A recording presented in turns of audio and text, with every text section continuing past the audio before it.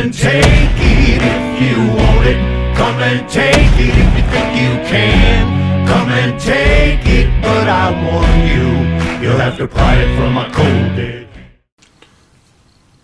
Spyderco, baby! Alright, Southern Republic back at you with a Spyderco review. Let's just get this box open and get this mamma jamma out.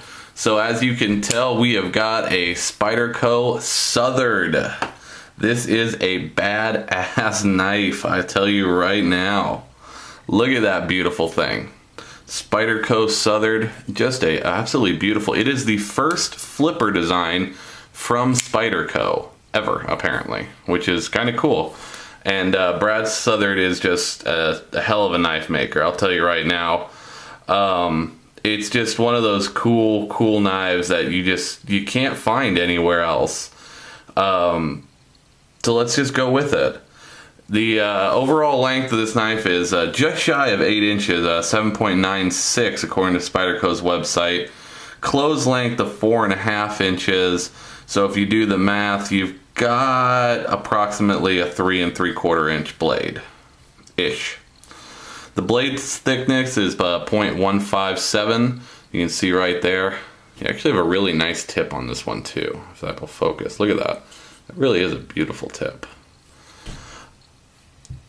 You have a cutting edge of 3.46 inches right there. So it actually comes right nice to the edge of the blade.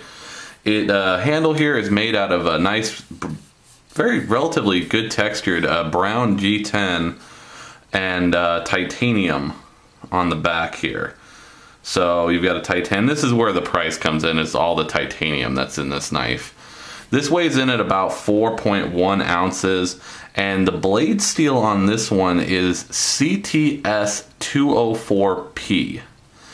I'm not super familiar with CTS 204P, but if Spyderco is going to go with it and Brad Southard recommends it, then it's probably not a bad knife. You've got a really nice lanyard hole in the back, very reminiscent of the Para 2, where you can see you've got the spacer in the back actually is used as a lanyard. It's really nice. You got your pocket clip here. Definitely rides a little high in the pocket, as you can tell, but it's okay. It is a frame lock. On the back, you do have a frame lock button. Little different. It's done with a piece of G10 actually under the pivot screw. Normally, you see a frame lock button. You see them like back here, but this one's up here, and it actually goes right above where the frame lock opens, so you can't push too far over right at the top, as opposed to here where you can still overextend the top of the frame lock a little. Nice milling right here to give you that movement there. Overall, it's got a really great feel in your hand. It has a nice, where it just kind of wraps around your fingers perfectly.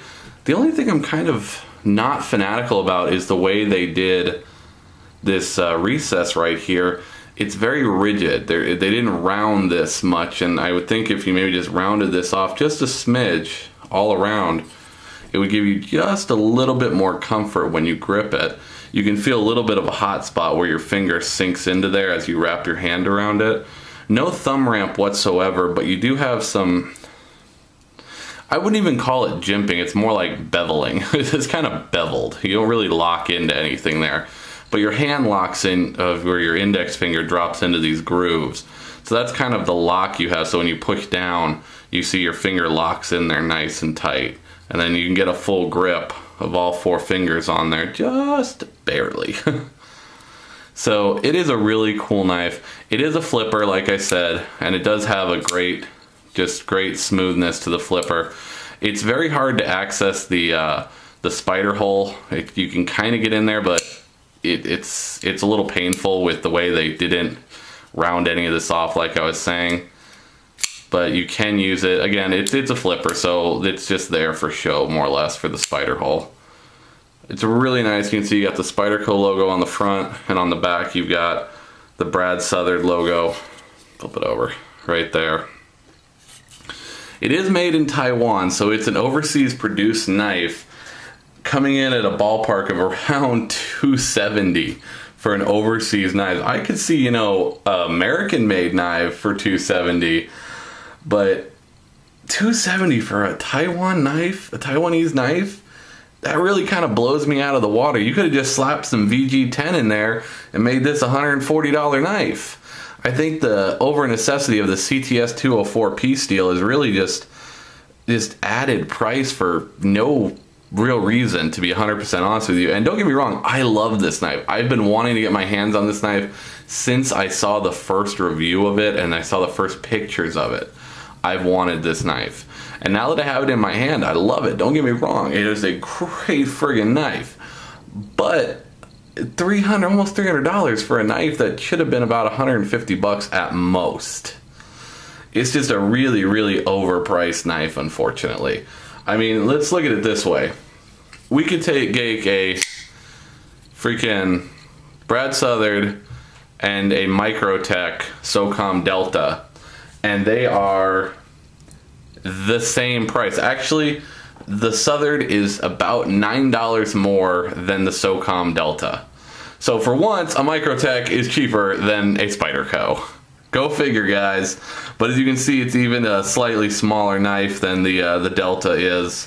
But like I said, if you're like me and you just fall in love with the design, you're gonna shell out the money like I did. It's a beautiful knife. It's gonna be great in my collection. It's gonna be awesome in my pocket. I'm gonna use it. I don't do safe queens with my guns. I don't have safe queens with my knives. I use my knives. So it is what it is. Enjoy it, love it. Spyderco, baby, right here. I want to thank Mr. Knife Guy for providing this knife, as well as the Delta and the Browse Corner. If you're looking for a knife, a hard to find knife, an out of production knife, honestly, give this guy a call. He can find stuff. He's found stuff I've wanted. He finds stuff other people want. He gets customs, he gets one-offs. He can get you what you want. Give him a shot, give him a call, and as always, Semper Fi, have a good day. So you best not cross that line. If you want this gun, you gotta come through us and take it one shot at a time.